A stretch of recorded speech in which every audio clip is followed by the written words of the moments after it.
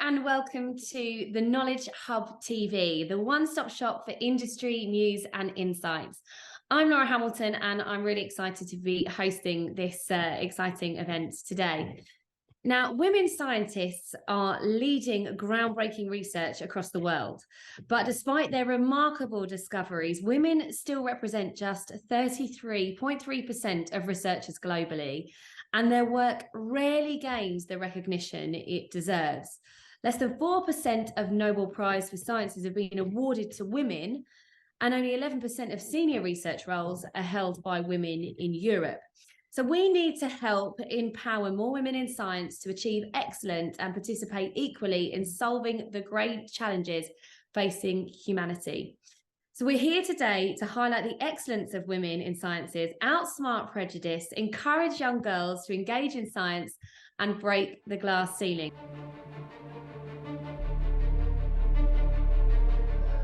I've got a wonderful group of women today, the panelists, and who better to introduce themselves than them?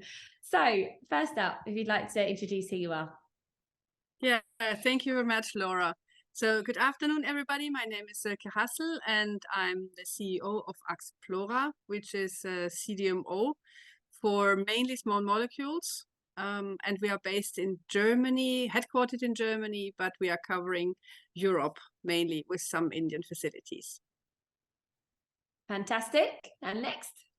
Thank you. I'm Courtney Stanton. I'm CEO Americas for Bioseutica. Bioseutica is an enzyme-based company with a number of different customers that range from infant formula companies to API and drug manufacturers. We are based in the Netherlands, but we have operations in Switzerland and Canada, and so I oversee North and South America. So thank you. Thank you. And finally? Yeah, and hi, so my name is Henny Zijlstra.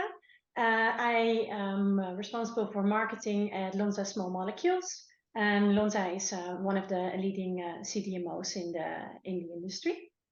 And I'm based in Barcelona, but the headquarters is in Switzerland, and we have global facilities. Oh, well, thank you very much. Thank you for introducing yourself. So let's get started then. And I want to ask Sylke this question first. So what do you attribute the growth and increased focus on STEM? So, I mean, I think it's super important topic to look at STEM, especially if you want to have excellent female scientists. I mean, you need to start promoting that. And I think it has changed in society a bit, but not as much as we would want to see. So, I mean, for example, those initiatives of, let's say, open doors, bring your own daughter, and so on, where pharmaceutical companies basically make their know-how available, or universities make their know-how available to the public, that has changed quite a bit. So that means it creates interest for young girls to basically go down that route of that venture of going into STEM close related subjects. I also think that COVID has done some good to that, because there has been more and more awareness around science, medical science, and how you can basically change the world if you engage in one of those subjects. So, I mean, you may say there have been a lot of negatives with COVID, but I think making people aware that science still has a lot of interesting things to do for humanity. And Courtney, next question directed at you. Have you faced any obstacles within the pharmaceutical industry that have directly affected you, like being a woman? Say, you know, I spent most of my time actually in the food industry, food and the meat industry in the US. And so only recently in the last 8 years have I ventured into the pharmaceutical and medical device space. And interestingly, I actually launched a business called Smithfield Bioscience 7 years ago out of a meat company, which was really unique. Wow. And I'm not a scientist by training, but found that I was able to carve a way for women and for minorities in a space that historically was very male oriented. And so pharmaceutical for me, while it has its obstacles, and you covered those a lot in the beginning, is still one of those industries where I've seen more diversity than other industries, such as food and ag and other areas that where we spend a lot of time. I also think pharma and biotech is a global space So it's more inclined to the diversifying aspects that you don't see in some of the more regional industries. So I personally have found that I've been very successful in the space because of its diverse aspects, its global way of thinking about business versus being on a regional scale. Wow. Okay. Fab. And Henny, what has been your greatest accomplishment? I don't have a pharmaceutical background. So I have a business background. I actually failed science in school, not once. I failed it multiple times, and I had to re-exam, and it was very difficult for me, challenging. And I feel like working in this industry and working with like all of the scientists and engineers with PhDs, and that's usually how we introduce ourselves. It's just very industry focused. Like, I initially felt like oof, but I don't feel at all that that is something like a barrier anymore. So for me, I would say that is my accomplishment, to say like, look, I work with very smart people, and I love it. And I feel very comfortable. My science teacher will be proud, Yeah. But, So I'm kind of going to put this question out to, any of you to answer. Really, what types of skills do you think women in the pharmaceutical industry need to develop, really, or to improve upon? I think one of the skills that I struggled with initially in my career, but really have become a lot more confident about, and I think has helped, is the willingness to disagree with others in the room, right? The willingness to put your voice out there and have an opinion. It's very easy to feel like the only one in the room, and oftentimes we are the only ones in the room. And so when someone challenges you, or there's a discussion going in one direction, if you have a difference of opinion, I was taught in grad school the importance of bringing that up and seeing how that influences the discussion. And so at the end of the day, even though folks may or may not agree with your point or with the direction you're going in, it does stimulate conversation. And as a leader of a team, there's nothing more important than stimulating conversation. You don't always have to be right. You don't always have to be correct, but to be the one that can bring up the powerful ideas and move an organization forward. That's what I've found to be the most important. And women, to the extent we can feel more confident doing that in an environment where we are a little bit different, I think is a very important skill. Yeah, I would agree. And who else? Anyone else got an opinion on that? And my feeling is it takes two to tango. So I would say, if I would talk to my younger me, and also to some of my female mentees, I would say it's important that you don't have too much self-doubt. I think you should not criticize yourself too much, or think this opinion may have been mentioned already once or twice in the room, so I don't have to say something. I think you need to trust yourself that you can contribute valuable things to the meeting. But I think also, on the other hand, it takes two to tango. I still think society needs to work on being able to accept, as Courtney said, the diversity. I've lived in several countries. I worked in several countries, and I would say it depends very much on the setting and very much on the culture and the diversity which is already existing in the room. And I think the people need to be aware that they are willing to accept the diversity, and that they're also willing to listen to a person whose voice is probably less loud and a bit more soft, or the person is maybe talking a bit more or differently than all the others. So I think it's very important that it's not a one-side thing. You do not need to change being a woman. I think it's just about self-awareness of being a woman, but I think also the room needs to create space for the ladies.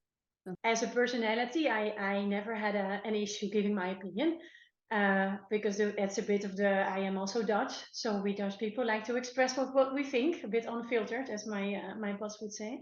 But I do believe that women in general, we have more, like Courtney was also emphasizing, like we do have more self-doubt, and we need to work on our confidence. And if I look at the younger generation, you do see that it's still like, a bit also aligned with what Sylke says, like, a bit more worried what other people think.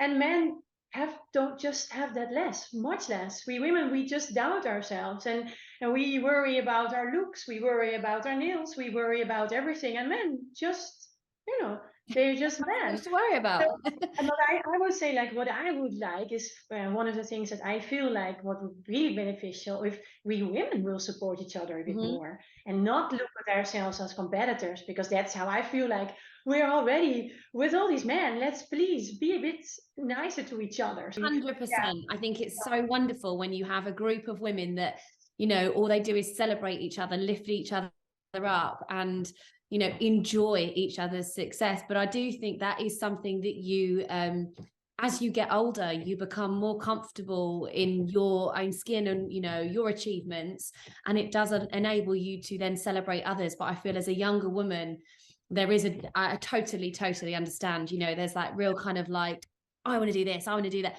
And it's, I want to say to my younger self, no, come on, let's all help lift each other. So who did you have any sort of role models? Anybody inspire you to do what you do? Well, I will answer this one because I feel very passionate about it, because I actually, my mom was a businesswoman, and she's now retired, and she was a businesswoman in the pharmaceutical industry without a technical or pharmaceutical background. So it's very accidentally that I ended up working in this industry as well. But for her generation, she was traveling, she was negotiating. I remember having a fax at home when there was no internet, and she was a businesswoman, and my dad made room for her, and they were a team, and that to me I mean, I didn't realize that they were an inspiration because I just thought it was normal. I just, you know, because I didn't know better. And then after time, I was like, they did really well, you know, and my dad took it early, you know, he amended his hours for her to make room. So for me, that is like it's an example to have that I do realize that is very unique. So for me, that they are still an inspiration. Now they just travel everywhere together. But you know, it's really a special for me. That is that's clearly fantastic. And what about you, Courtney? Did you have a role model at all? Or I would say my mother as well. You know, she was a single mother. She brought me up in Southern California. I'm biracial, and my father and my, you know, kind of growing up with issues around tension and growing up in Los Angeles with gangs and a number of other just crazy, you know, socioeconomic issues that I had to contend with. My mother raised me by herself, working 6 days a week as a single parent, and was very big on the independence factor, maybe to an extreme. Right. And so interestingly, even though I've taken a lot of that, and she was very passionate about, you know, do your thing, don't let people challenge you, don't second guess yourself, fight to the end, sort of person, which was very, very powerful to be around. By the same token, I had to tone that down. Right. I walked into the workforce and I walked into life swinging. And I think as a woman, particularly in all industries, we can have a tendency to do that, right? Whether we're the younger person that you've talked about who's struggling to be a leader and build a career and I can do anything and hear me roar, to knowing when to tone that down, right? Sylke talked a little bit about knowing the audience, knowing your voice, knowing when to sort of have that powerful moment, but when to sort of have a softer touch, I think is something that I've had to learn over time. And so I credit my mother for preparing me for the challenges, right? The bears and the wolves out in the world. But I've had to learn a lot from peers of both genders, men and women, and of all ages, to really kind of tone it down, learn who my audience is, and address my message to that group. Mm-hmm. So she got me into the world and got me ready to go. But you know, the work is through your peers and your teams and friends and people who support you along the way. And what about yourself, Sylke? Oh, I'm biochemist by training, and I think for me it's probably a bit different. I wanted to, since I'm 16, 17 years old, I basically wanted to cure people. I wanted to do something good for society and basically treat severe diseases. And so my role model was Marie Curie.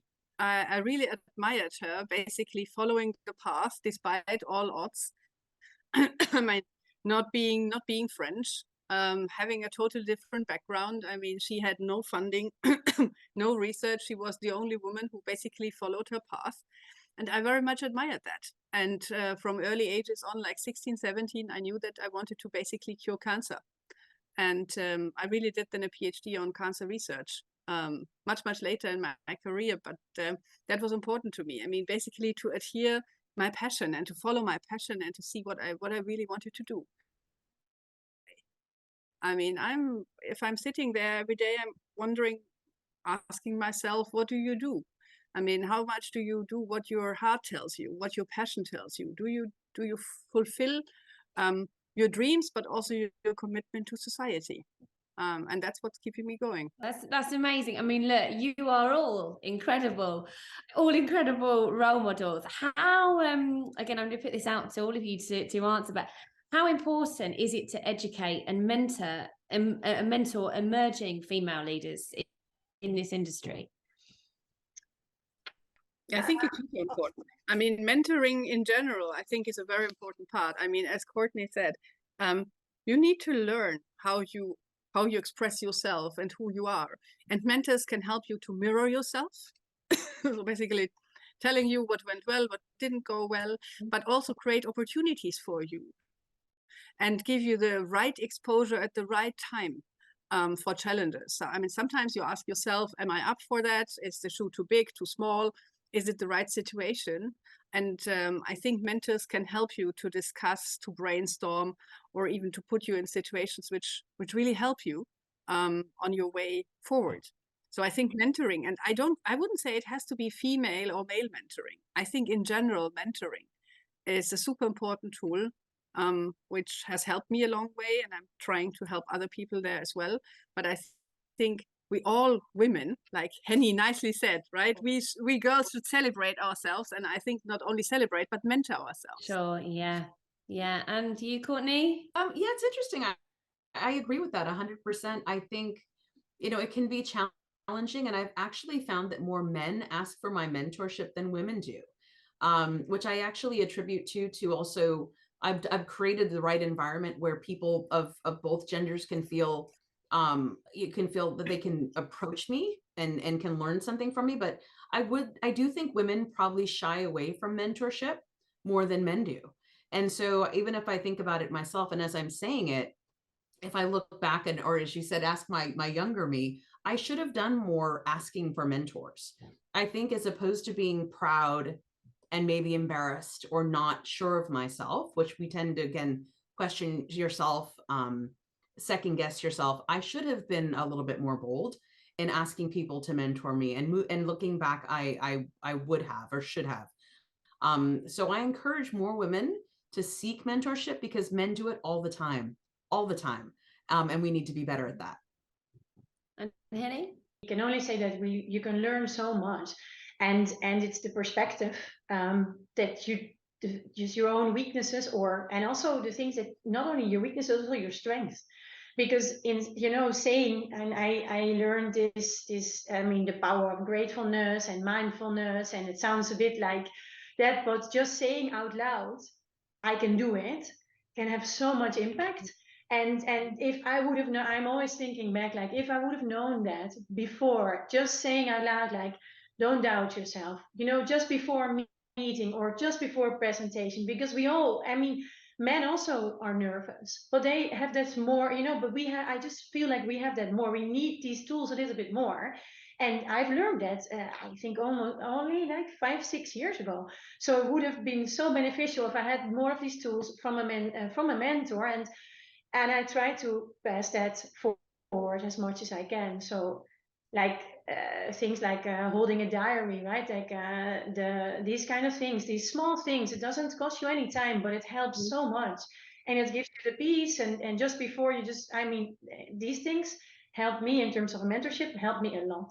And like Sylke and like Courtney were saying, it doesn't matter if it's a male or a female. It's just the fact that you get a reflection, you reflect yourself, and you grow as a person from it. Mm-hmm. That's what I Okay, I'd like to direct this next question to Sylke. Do you think it's difficult to secure funding for female entrepreneurs in the pharmaceutical industry? Yeah, I saw, oh, that's a difficult question. I think it's not only the question of, if you just look at the environment, right? You see very few female funders in general. And that may be because it's hard to find funding, but it also may be hard to even decide that you want to do that. So my feeling is the challenge is much earlier. You have to have an idea and you need to dare that you push it through, and that you are the person who will be successful, that you are the person who will who will be able to secure funding. So I think the funnel has the challenge much earlier. If there are women who are pulling it through, like for example one of my former great colleagues, Gloria Seibert with Temedica, they are really successful. I mean, they are rocking it. But I think they need to come to that way. And then there we are starting with, do we have the right education? Do we get the people engaged enough? Do they have enough trust in themselves that they can pull it through? And I think society needs to give, and maybe that's different with Courtney, but I think in Europe still society has to support, has to have a better care system in terms of family care, elderly care, child care, so that you have also more freedom to do things, because very often care work is still on the female side. Well, actually, do you know what, that was one of the things I was going to say to you about COVID. Do you think that the COVID pandemic affected women disproportionately in terms of the unexpected rises in the childcare that the women had? A lot of that fell to the mothers, didn't it? So, you know, has that affected things too? I think the care system in Europe still needs improvement, and that's independent of the COVID part. I mean, when I was preparing here for this panel, I was reflecting, and I was lucky enough to have good support during my career, or have to have be enough progressed in my career so that I could afford private childcare, so that I could afford additional nannies, that I could afford additional pay time for daycare, to give me flexibility to travel, to give me flexibility to grab those opportunities when they were in front of me. Yeah. So I think the care system in Europe still needs improvement. It varies from country to country and from region to region. I've done my PhD in Sweden, so the Nordics are more advanced than some other countries there. But I would say there's a general motive that you need to have equal opportunities for both genders if you would love to have an equal gender representation also in some other roles later on. And I think COVID just emphasized the weaknesses of our systems. COVID emphasized the weakness on the IT system. I mean, there was so far, I think, hardly any education online. I think several countries have leapfrogged this development quite a bit because they had to. But I think also other weaknesses in terms of care work, childcare or elderly care work have just become more obvious. Courtney, what are your thoughts on that? I think that's 100% correct. I think the US is also far behind from the childcare standpoint. We watched a lot of women drop out of the workforce post-COVID, just due to the cost of childcare and the lack of childcare availability, in addition to the cost when you could find it. But what I will say is, you know, we've talked about kind of the work from home movement over time, and I think the ability of folks to work from home now to a couple days a week. I mean, I've seen huge strides in partners being able to both jointly help out with the kids and kids' activities when one or two members of the family can work from home a couple of days a week. So on the back end of COVID, even though COVID may have created quite a bit of difficulty for anybody with children, given that the kids were out of school and the emotional trauma associated with that, on the back end, the ability to have some level of remote work where it's available is really helping families spend that extra time helping out. And that includes men helping out more in the household, because now the women are out doing their thing on those days, and they're able to take turns. So that's my perspective of it. Again, that silver lining to the COVID world we live in, post-COVID world we live in. And Henny? Yeah, so I agree with both. I think from my personal perspective, I've been working from home since 2013. So, you know, the setup was there. I was really used to it, except that we didn't travel anymore. So that was a chance. And that I had two small children at home. That was definitely challenging. And I was extremely unlucky that my internet even got cut for 6 weeks. Imagine that. So that was really not ideal. But I always say, like, a little bit, like, I remember going, working from home. It's the same questions, like, oh, are you a working mom? And they never ask a guy, are you a working dad? It just doesn't exist. And these things, for me, it's connected to COVID or without COVID. I remember really well going back to work with my daughter being 6 months, and I was at that time in Holland, and my colleagues asked me, oh, what about your daughter? And my ex-husband just went back to work, and nobody asked. It's just that we get this pressure, like, oh, as the mom, you need to take care. And same goes for the COVID. It's a problem from not or problem. It's a challenge for both, not just the mom.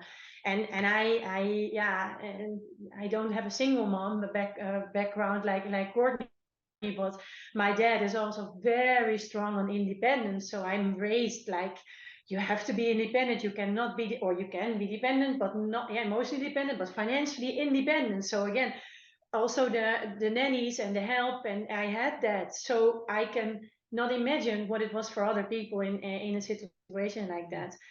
So I do believe, like, the whole COVID situation, it just exposed more, like Sylke was saying, the weaknesses of the system, and how important it is that we both, men and women, are responsible for the family, not just the moms. I said, and I made a joke, or not a joke, I made a comment when they said, how about your children when you're traveling? I said, oh, they're just crying for 3 days. And then when I come back, they stop. We're like, oh, I'm like, no, they have a dad.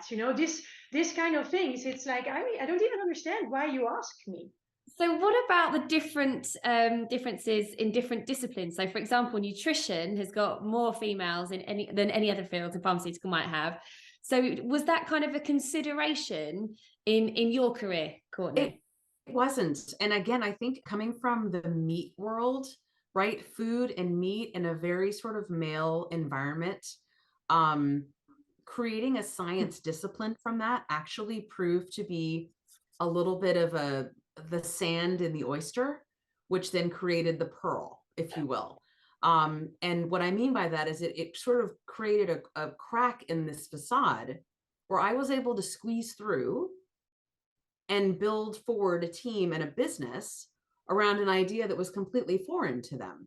So science in this particular area and the intensity of pharmaceuticals and biotech, right? Nerve repair and skin grafting and things like that from pigs when we were a bacon company, really created a unique space for me. So I didn't have the traditional science background, much like Henny.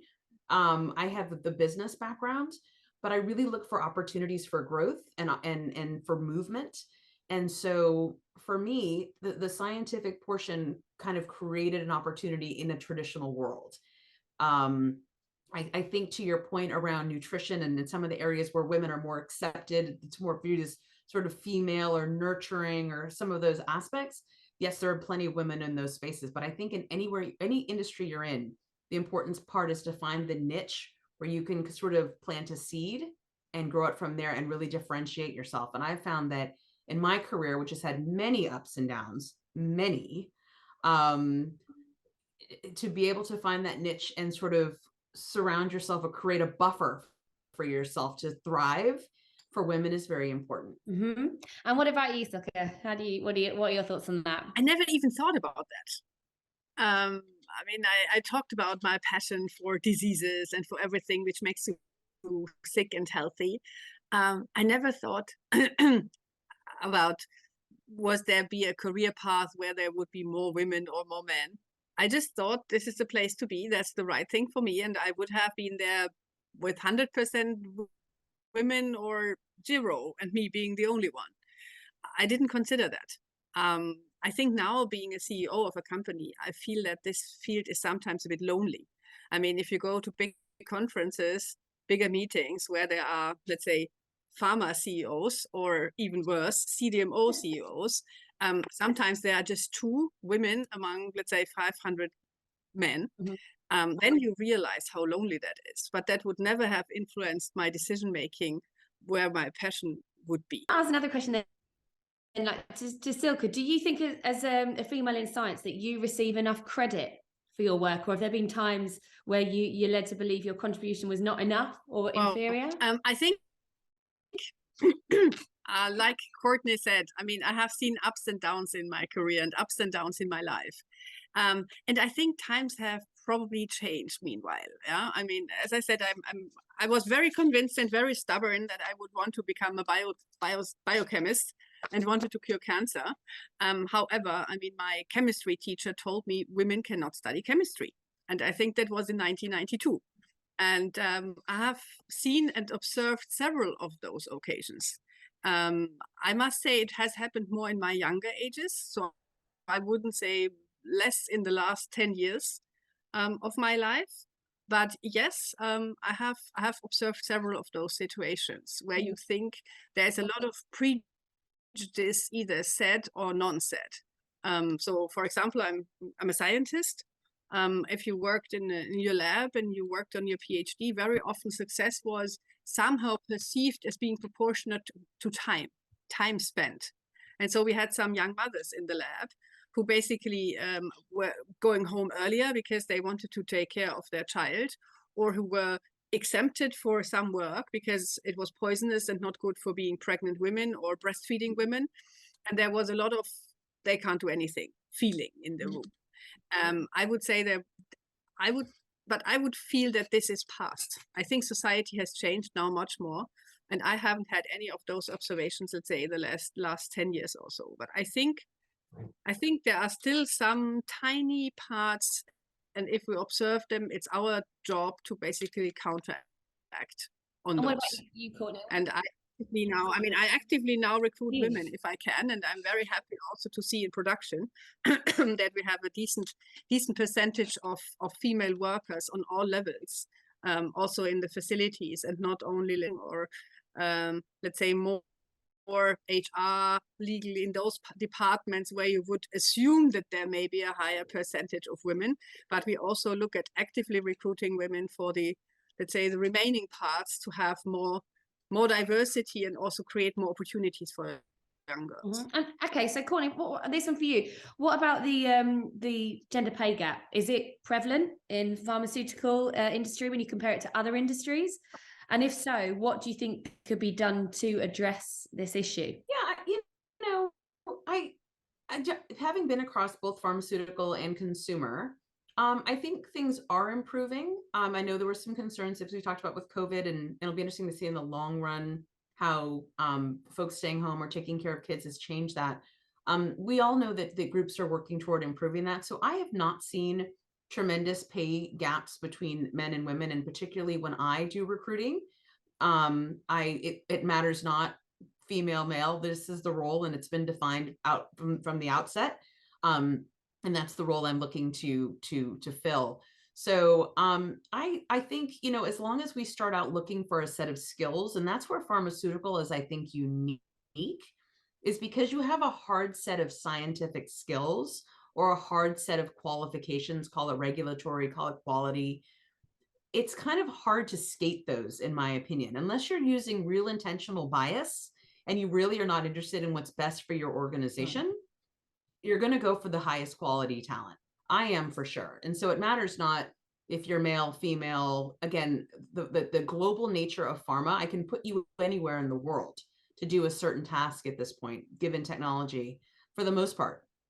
And so to the extent that you're the best qualified, you are the best qualified, and that's been defined. So that's the nice thing. And I think when we talked in the beginning about why STEM, there's a draw towards STEM, is because it's less, in my opinion, touchy-feely, vague than, say, some of other industries where you have to have, it's more fit, right? And fit's important in an organization, but your level of marketing ability, or your level of advertising ability, or management ability, that can be subjectified, right?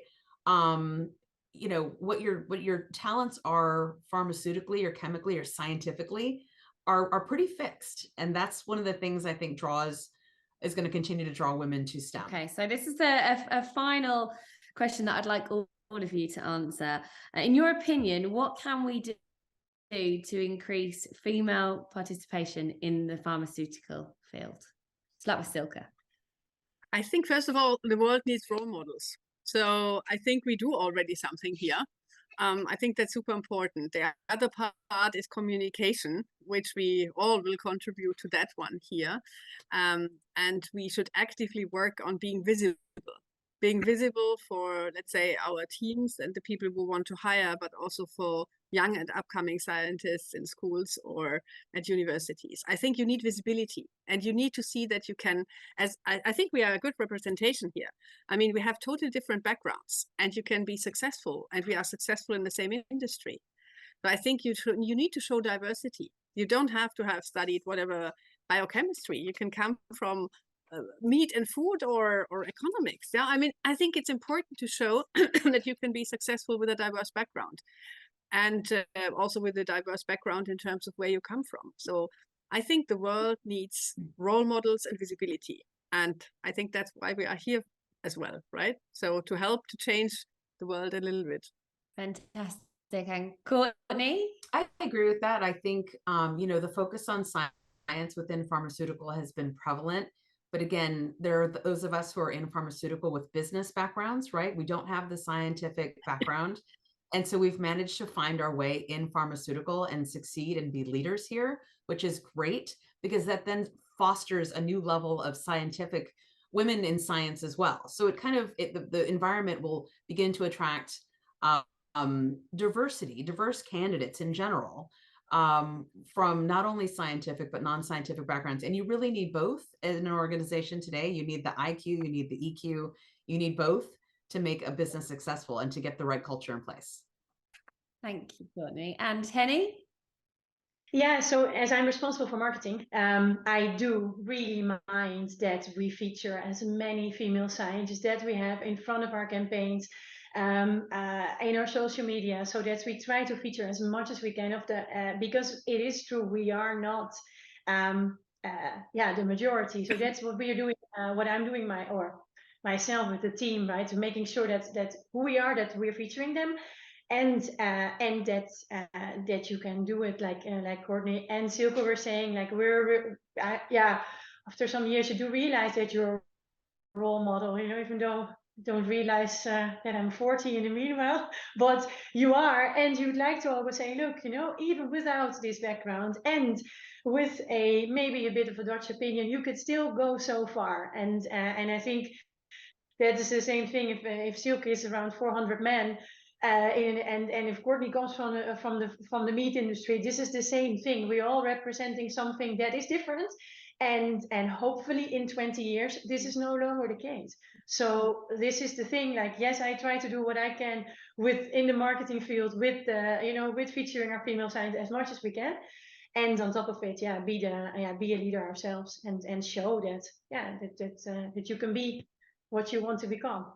I mean, look, thank you. I mean, I guess we have to remember there is still so much more to be done and achieve true gender equality in science, but we remain determined, and we're moving steadily towards making our vision a reality. And one day, hopefully, we'll live in a world where girls are, encouraged to study science, where women have adequate support to balance the responsibilities of research and motherhood, and where scientists are judged purely on the merit of the discoveries and the potential of their work to change the world. So I just want to say thank you to our wonderful, inspirational role model of panelists who have joined us here today.